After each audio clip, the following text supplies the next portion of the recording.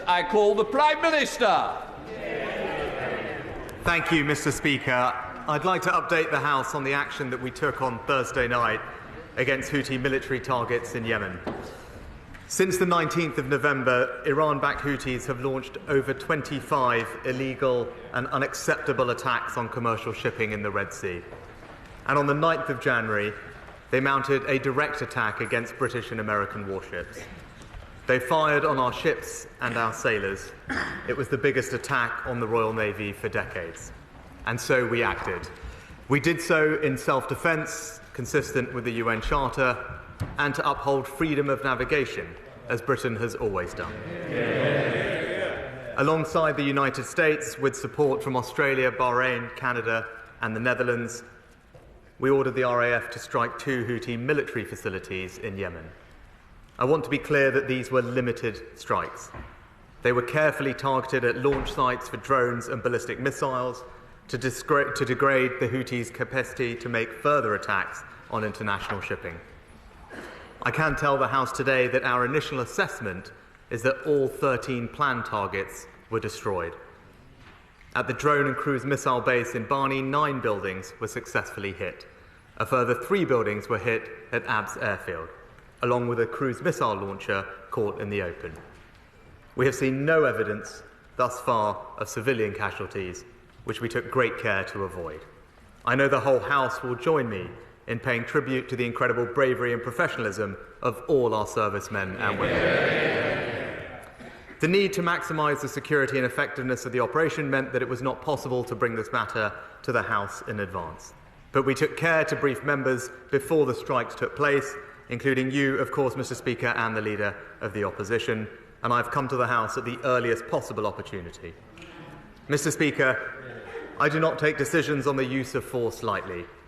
That's why I stress that this action was taken in self-defence. It was limited, not escalatory. It was a necessary and proportionate response to a direct threat to UK vessels and therefore to the UK itself. And Mr. Speaker, let me be absolutely clear why the Royal Navy is in the Red Sea. They are there as part of Operation Prosperity Guardian, protecting freedom of navigation as a fundamental tenet of international law. The Houthis' attack on international shipping have put innocent lives at risk. They have held 1 crew hostage for almost 2 months, and they are causing growing economic disruption. Global commerce cannot operate under such conditions. Containers and tankers are having to take a 5,000-mile detour around the Cape of Good Hope. That pushes up prices and imperils the passage of goods, foods and medicines that the British people and others rely on. We have attempted to resolve this through diplomacy. After numerous international calls for the attacks to stop, a coalition of countries gave the Houthis a clear and unambiguous warning 2 weeks ago.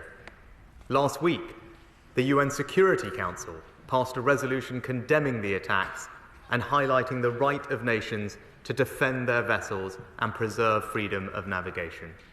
Yet, the Houthis continued on their reckless path. Mr. Speaker, we shouldn't fall for their malign narrative that this is about Israel and Gaza. They target ships from around the world.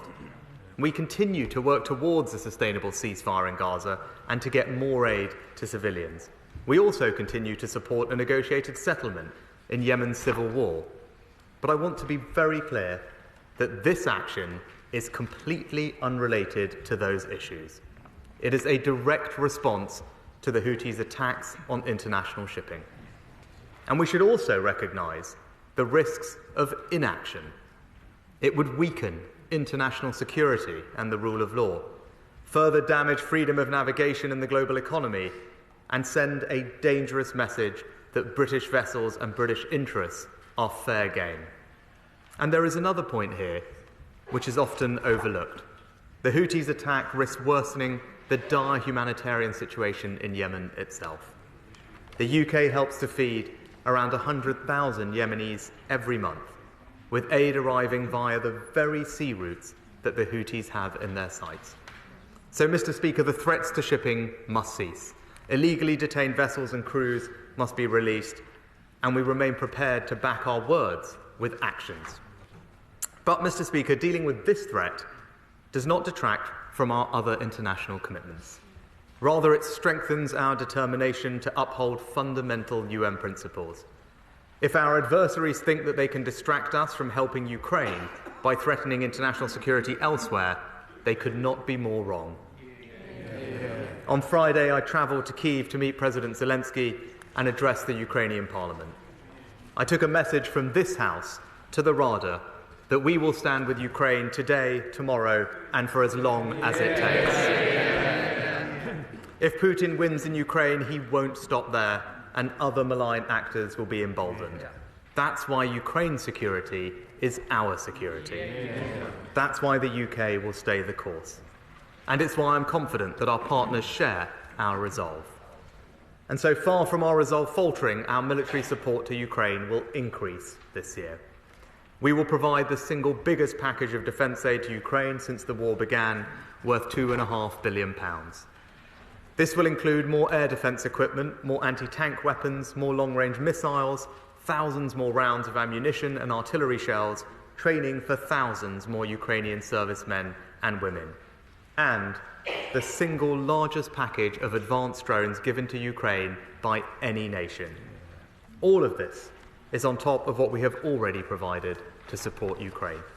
In total, since the war began, the United Kingdom will have provided almost £12 billion of aid to Ukraine. We were the first to train Ukrainian troops, first in Europe to provide lethal weapons, first to commit main battle tanks, first to provide long-range missiles, and now we are the first to keep the promise made at the last year's NATO summit, alongside 30 other countries, to provide new bilateral security commitments.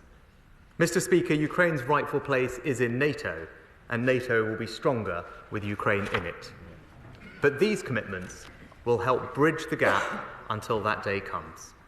Under the new agreement that we signed with President Zelensky, we are building Ukraine's military capabilities, and if Russia ever invades Ukraine again, we will provide swift and sustained assistance, including modern equipment across land, air and sea. Together with our allies, the UK will be there from the first moment until the last. For all of this, Mr. Speaker, I bring a message of thanks from President Zelensky to the British people. And today I hope that this House will join me in sending a message back to the Ukrainian people that we stand together as one in support of these firm commitments. Yeah. We are building a new partnership with Ukraine, designed to last 100 years or more. Yes, it's about defence and security, but it's also about trade, investment, culture, and more. And there could be no more powerful sign of our unique bond than Ukraine's decision to adopt English as the language of business and diplomacy. And so through the British Council, we're going to fund English language training for the Ukrainian people. Yeah.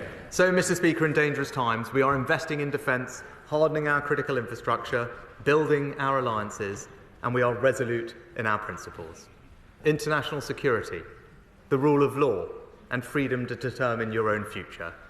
An attack on those principles is an attack on everything that we believe in and on which our lives and livelihoods depend. As the home of parliamentary democracy and a leader in collective security, it is our responsibility to defend those principles and to defend our people. That is who we are. That is what Britain does and will always do.